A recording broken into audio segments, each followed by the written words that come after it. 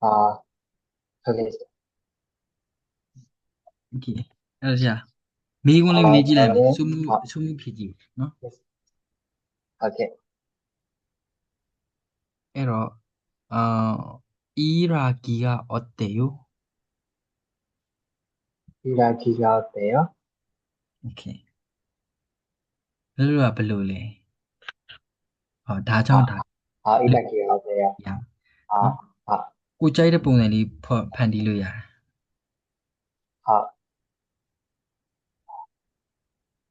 아, 선배와 같이 이, 응? 일했어. 또 저 디마 괜찮아요. 저를 구시야 이에 소소 유병하나ဖြစ်သွား 유병မယ်ဆိုရင်ကျွန်တော်ဒီရှိမှာအာအောယောဆိုတဲ့ပုံစံလေးပြရင်မှသူကဒီတရားလေးပြမှာနော်ဒီမှာ 이야기를 အာအော뭔데? ယောမပြတာဆိုရင်သူက vermin ကိုယူပြောင်းကြမလို့ပေါ့유병장으로 땡겨라요.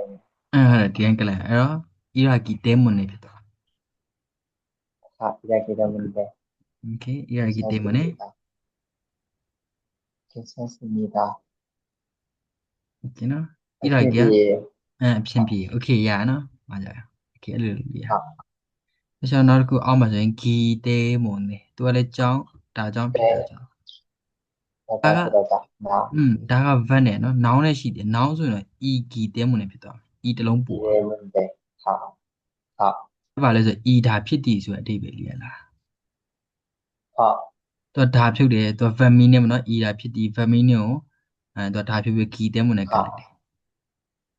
아, ဒါပေ 아, မဲ့အဲ့တော့ e key တဲမွန်နဲ့ဆိုတော့ noun နဲ့ပဲတွေ့တော့မှရှိမှာသူရှိမှာ 그게 왜 제가, okay သူကကျဖြစ်တာကြောင့်အဲ့တော့သူက아, လည်းထိုနည်းတူပဲနော်အပေါ်ကအတိုင်းတူပဲအကြောင်းပဲကျုပ်ဖော်ပြတဲ့အခါမှာတုံးတယ်아, သူကကျဒီမှာကျ noun 너무, အားလုံးနဲ့တွေ့လို့ရဖြစ်သွားမယ်နော်အဲ့လိုဖြစ်သွား 아, okay အဲ့တော့လုပ်ကြည့်ပါဦးတစ်ချောင်း 저는 선생님 미길에 뭔데? 가르치기를 잘 할 수 있어요. နေပါကြရယ်နော်ဟုတ်တယ်ကျွန်တော်ဆရာဖြစ်တဲ့အတွက်ကြောင့်စာသင်ရတဲ့အလုပ်ကောင်းကောင်းလုပ်နိုင်တယ်ပေါ့နော် 영어로 내네. 아, okay အဲ့တော့ noun ကအောက်ကတဲမွန်နေကြောက်ဆိုတဲ့အဓိပ္ပာယ်သူကလည်း noun ပဲအဲ့ဒီတဲ뭔데? မွန်နေကဘာလဲဆိုတော့နောက်ပိုင်းအဲ့ level 2ရဲ့2 test 2မှာပါတော့ကျတော့ 아, top 1နေပေါ့နော်အဲ့သူကလည်းကြောက်မယ်ဒါပေမဲ့သူကကျတော့ဘယ်လိုပြောမလဲ어쩌다, အကောင်းဘက်မှာတုံးတယ်ဒီတဲမွန်နေကကြောက်နေကြောက်မယ်ဒါပေမဲ့သူကအခြေအနေဆိုးတဲ့နေရာမှာတုံးတယ် 우연이야, 맞다면, 아, ကျတော့ဒီမှာကျတော့ဒါအောက်ကဘူကီလေးကတော့တစ်မျိုးဖြစ်နေပါတော့ဒီလိုလဲသုံးလို့မရလို့ဆိုရတော့ရတယ်ဒါပေမဲ့မကောင်းတဲ့အနေအချိန်မှာအများဆုံးသုံးတယ်အဲ့လိုတော့မှတ်ထားပြီ 좋아요. 아, 그게 제가, သူကတော့ဒီမှာနော်ចောင်းသားတွေကြောင့်ပျော်ရွှင်ရတယ်အမှန်တကယ်တော့ចောင်းသားတွေကြောင့်ဒီမှာအနောက်မှာ 아, negative line ပိုကောင်းတယ်နော် 제가, okay အဲ့တော့ဒီចောင်းကကျတော့အမှန်နဲ့ဒီမှာ dot point နဲ့လို့ထည့်ရင်ပိုပြီးကောင်းတယ် dot point နဲ့ကចောင်းထားမယ်အနောက်မှာအဲ့လို 아, positive လေးလိုက်မှာပေါ့နော်ပျော်ရွှင်ရတယ်ကောင်းတဲ့အရာလေးလိုက်တယ် 그게 제가, okay အဲ့တော့ dot point နဲ့ចောင်းအဲ့တော့အနောက်မှာဒါကြောင့်ဒီလိုဖြစ်တယ်ပေါ့နော်လုပ်ကြည့်ပါဦး 그게, 아, 내 선물의 뭔데? 내 선물의 뭔데? 내가 행복해요. okay ဟိမ့်ဖို့ခဲ့အဲ့တော့အနောက်ကဟိမ့်ဖို့ခဲ့ပြီးပျော်ရွှင်တယ်ပေါ့နော်အဲ့တော့အဲ့ပျော်ရွှင်နေရာမှာအဆိုးမျိုး 아, အနေနဲ့အဲ့လိုမပျော်ရွှင်ဘူးလို့အဆင်မပြေဘူးလို့အဲ့လို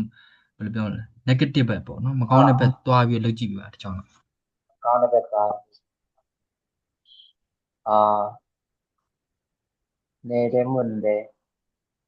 내일 뭔데? 내가 너무 힘들어요. okay 힘들어요. နော်နောင်မဟင်းတော့ okay ရအဲ့လိုမှားကြပြီမှန်တယ်နော်ပြင်မရတ 하겠어요. ယ်ဆိုတာဒါ negative ဖြစ်သွားပြီနော် okay 하긴 그랬을까요? ပြီဗျာဂျာရဆောတော့ရောအဲ့မှာနေလို့မပြောနီလို့ပြောမှာပေါ့ကောင်းနော်မင်းကြောင့်ငါ 힘들어요. နီလို့ပြော 때문에 နော် 내가 너무 힘들어요. နော် 음, နီတဲမွန်နေ 하긴 နင်းကြောင့်နော်အဲ့လို 때문에 တော့လိုက် 진짜 때문에 아, okay 때문에 네. အဲ့ဆိုတော့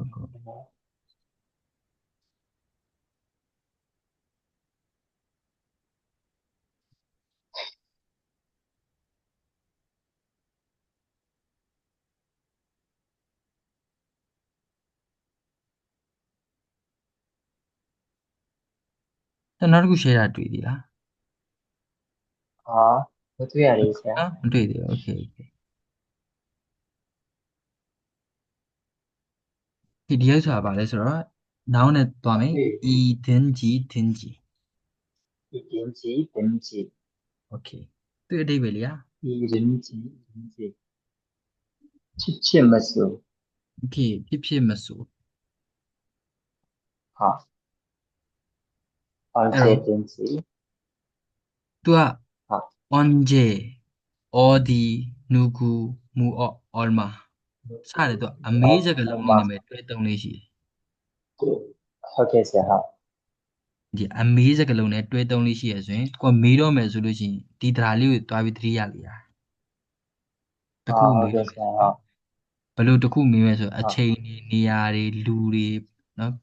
ဘာဆိုတဲ့အရာမျိုးတွေနော်ဒါနော် alma ဘယ်လောက်လဲအဲ့လိုအရာတွေနော်အဲ့လိုအရာတွေနဲ့တွဲတုံးလို့ရတယ်ဆိုတာဒီမှတ်ထားမိရ ဟုတ်ကဲ့ဆရာ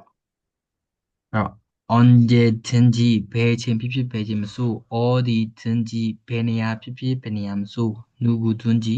ဘယ်သူဖြစ်ဖြစ်ဘယ်သူမဆို 무엇이든지 နော်နောက်မှာဆို 무엇가 စတတ်ပါတဲ့အတွက် 이 သုံးမယ်နော်အဲ့တော့ 무엇이든지 ဘာဖြစ်ဖြစ်ဘာမဆို 얼마든지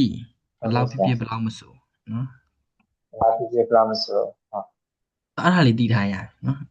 အဲ့တော့စမှုနဲ့တစ်ကြောင်းလုံးလုပ်ကြည့် ဟုတ်ကဲ့ဟုတ်ကဲ့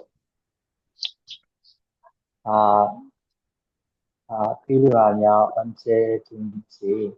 연락하세요. 필요하면 하라 어때요? 오케이 필요하면 노아인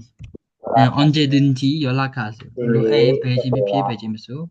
연락하세요. 세트 라이바 होला. 어때요? 이러 제가 나를 굿했다 아치래.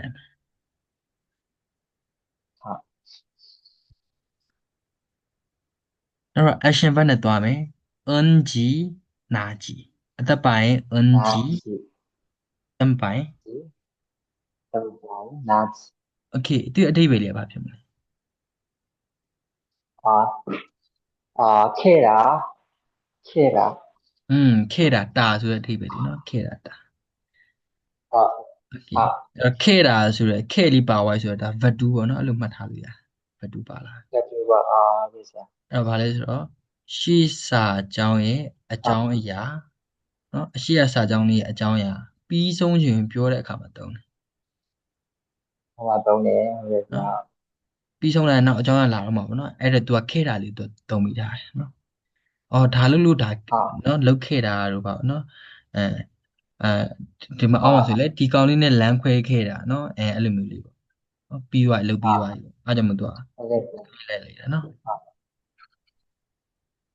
okay အဲ့မဲ့တခုတော့ရှိတယ် तू ချင်းချက်အနေနဲ့ ra တက်နဲ့ဆိုရင် ra တက်ကိုပြောပြီးနားကြည့်ပါအောင်အတက်မပါတဲ့ပုံစံနဲ့ကြည့်ပြရမယ် 그래서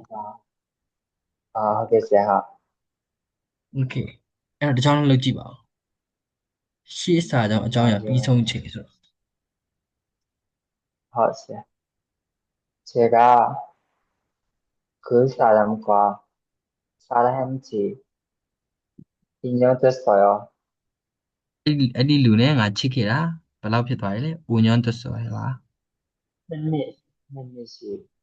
အော် 2년 နှစ်လား 됐어요. အော်အညွန့်လားโอเคအညွန့်တက်ဆိုနှစ်နှစ်ရှိတယ်မှားကြမှန်နော်အဲ့လိုမျိုးသူအနောက်မှာအချိန်လိုက်ပေးရတယ်နော်ဒီမှာဆိုလေသူ9နှစ်ရှိပြီ9လရှိပြီဘယ်နှစ်နာရီရှိပြီနော်အဲ့လိုမျိုးကြိုက်တဲ့အချိန်လိုက်လို့ရတယ်နော် 그래서 မန်းကြည်နာကြီးအနောက်မှာအချိန်လိုက်ဒီတရားလေးနော်โอเคဗျာပြီးတော့ရင်โอเคနင်းတဲ့နာတယ်ခဏကြည့်ပြတာနော်ကျောင်းမှာရေကြနေ 그래서 근데 나도 그래서 기분아 안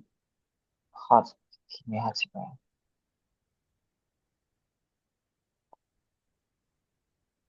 근데 오케이.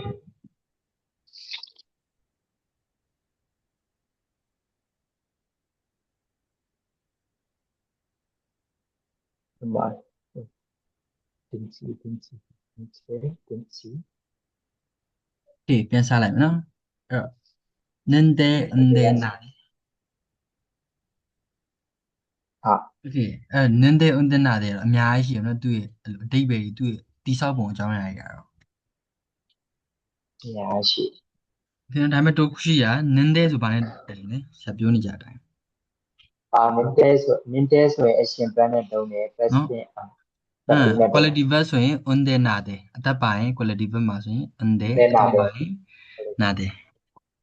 နာတယ်ဟာ နော် action verb past tense နော်ဒါဆိုရင် ninde နော် ita opta ဆိုရင် ninde ပဲတော့သူအသက်ပါရဆိုမယ်နော် ninte ဟာရှိ ဒါ ရ တွေချွင်းချက်တွေပေါ့နော်ချွင်းချက်တွေလို့မှတ် ရှိ ထား ရ လိုက်တာ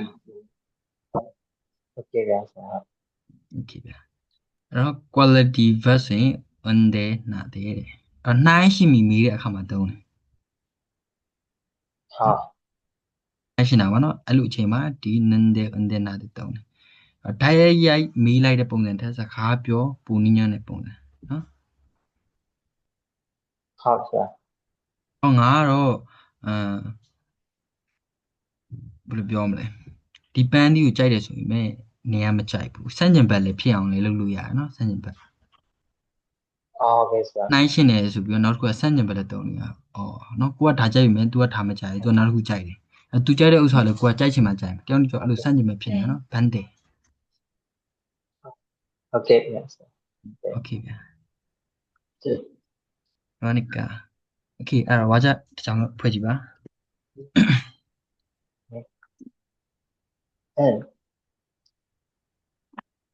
저는 한국말을 좋아하는데 미선 씨가 어떤 언어를 좋아해요? ကောနော် 어, ဟုတ်လားကျွန်တော်ကိုရီးယားစကားကိုတော်လို့မီဆွန်းရှိတာ 블루바라가 뭐 코리아 바라가고 짧게네 ဟော 좋아하는데 ဂျွာဟာနန်တယ်โอเคโอเคဒီဂျွာဟာနန်တယ်ကြိုက်ပေမဲ့ 좋아하는데 아, 미선 씨가 어떤 언어를 좋아해요? အော်နော်ပါကြီးလေ 언어, 자, 바라베가 시야 블루 맞다. ဘာသာစကားအော်နော်อืมတော့ခုနဲ့တော့ပတ်သက်မယ်ဘာသာစကားနဲ့စာပေဘာသာ 하, စုံမှုချက်တော့ချက်ဖို့မထင်တယ်ဘာသာစကားနဲ့စာပေဘာသာမှာသုံး 어, 국어 구문, 하, ကူကောကူမွန်နာဟုတ်လား 국어 구문 나, ကူကောလို့ပြောလဲလဲရတယ်ကိစ္စဒါပေမဲ့ကူကောကူမွန်နာအရှိရေးလဲရပါဘောနော် 국어, 야, 그래서 စာပေစကားနဲ့국어 구문 စာပေဘာသာပေါ့နော်အဲ့လိုဖြစ်မယ်ဘာသာစကားနဲ့စာပေဘာသာပေါ့ 하, အဲ့လိုသုံးမိရမယ်နော် 어떤, အင်း 하, 어떤 국어 구문 나, 좋아해요. ရမလား 좋아합니다. 하우스, โอเคဗျာနောက်တစ်ခုတွားလိုက်မယ်နော် 하, နောက်တစ်ခုကခုနဥစ္စာလိုက်တာဒီမှာ 하우스,